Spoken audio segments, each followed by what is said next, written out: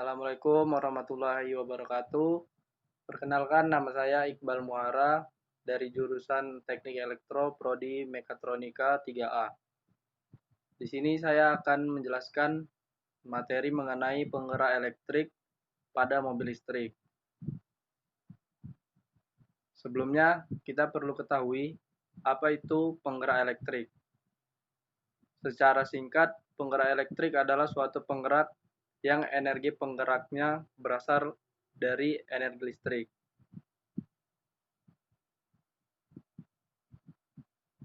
Nah, selanjutnya mobil listrik. Sebelum masuk ke sistem penggerak atau penggerak elektrik pada mobil listrik ini, kita perlu ketahui juga bahwasanya cara kerja mobil listrik ini terdapat pada transmisi dan electric engine atau mesin listriknya. Jadi, mobil listrik ini menggunakan transmission dan electric engine atau mesin listrik dan menggunakan sistem penyimpanan daya yang disimpan melalui baterai dari arus PLN yang diubah menjadi arus DC. Arus AC dari PLN diubah menjadi arus DC pada mobil.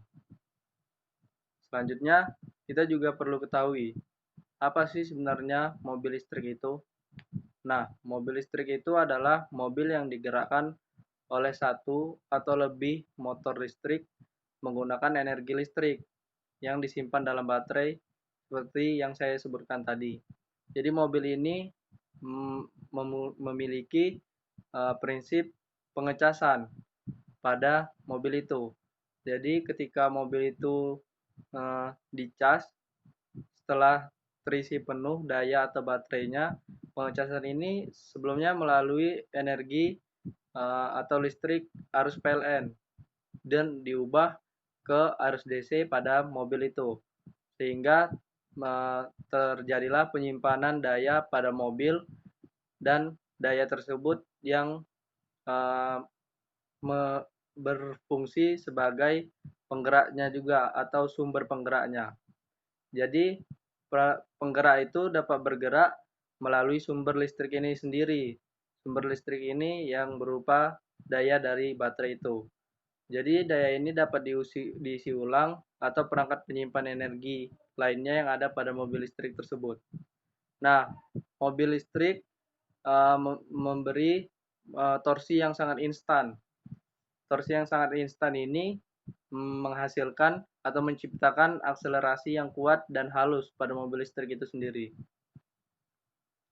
Nah, selanjutnya penggerak yang ada pada mobil listrik ini disebut solenoid. Nah, pada gambar ini kita bisa lihat ini adalah gambar solenoid. Mungkin gambar ini adalah bagian kecil yang ada pada mobil, tapi bukan termasuk bagian yang sangat kecil. Cuman dari bagian atau benda kecil ini, roda pada mobil listrik dapat berputar. Jadi ini salah satu bagian terpenting pada mobil listrik, yaitu solenoid. Nah, solenoid yang digunakan pada mobil listrik ini biasanya adalah solenoid valve. Solenoid valve adalah katup yang dioperasikan secara elektromekanis. Katup solenoid berada dalam karakteristik arus listrik yang mereka gunakan, kekuatan medan magnet yang mereka hasilkan, mekanisme yang mereka gunakan untuk mengatur fluida, dan jenis dan karakteristik fluida yang dikontrolnya. Nah, solenoid ini merupakan komponen penting seperti yang saya sebutkan di awal tadi. Jadi, komponen yang penting pada transmisi mobil yaitu body valve dan solenoid itu sendiri. Kerjanya mendapat tekanan oli untuk melakukan perpindahan gigi secara otomatis. Jadi kan biasanya kita ya bagi yang punya mobil atau yang pernah naik mobil, tentu ada gigi pada mobil tersebut, baik itu manual ataupun matic. Sebenarnya matic itu juga ada giginya. Jadi komponen yang bertanggung jawab untuk perpindahan gigi transmisi mobil pada mobil matic Ya dari sini, dari body valve dan solenoid. Terus transmisi otomatis modern menggunakan pressurized hydraulic fluid untuk mengganti atau memindahkan gigi tersebut. Setiap kali penggantian atau pemindahan gigi diperlukan komputer mobil untuk mengaktifkan sebuah transmisi solenoid yang secara langsung oli transmisi masuk ke dalam valve body untuk menggerakkan gigi dengan baik dan benar. Jadi jika salah eh, satu dari electromechanical valves gagal, seperti oli transmisi yang masuk dalam valve itu gagal, maka semua masalah-masalah transmisi pada gigi mobil akan terjadi. Selanjutnya adalah prinsip kerja.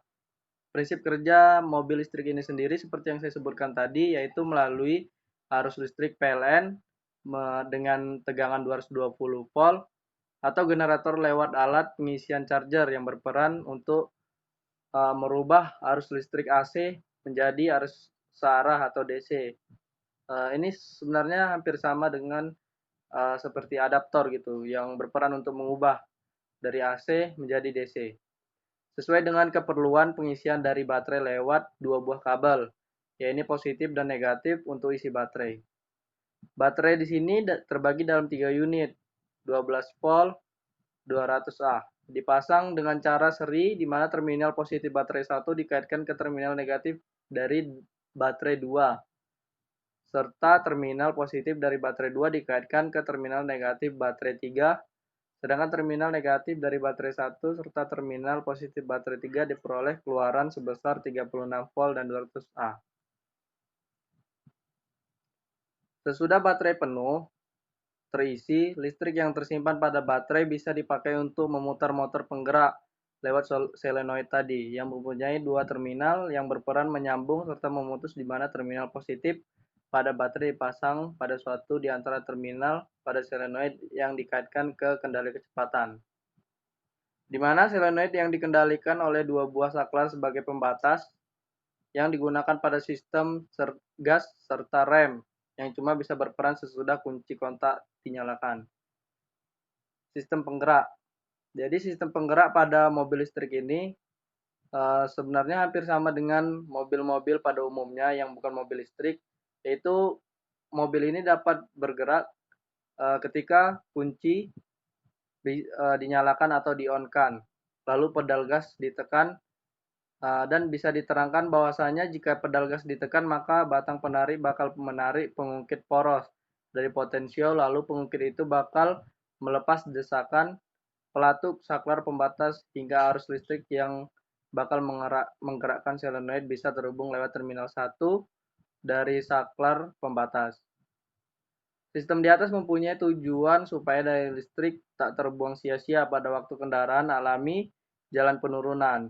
Jadi ketika jalan penurunan, daya yang ada pada mobil listrik itu tidak banyak terkuras, ataupun pada jalur macet serta juga berperan untuk pengaman dari mobil itu sendiri. Mungkin dari saya mengenai sistem penggerak elektrik atau penggerak elektrik pada mobil listrik itu saja. Lebih dan kurangnya mohon maaf.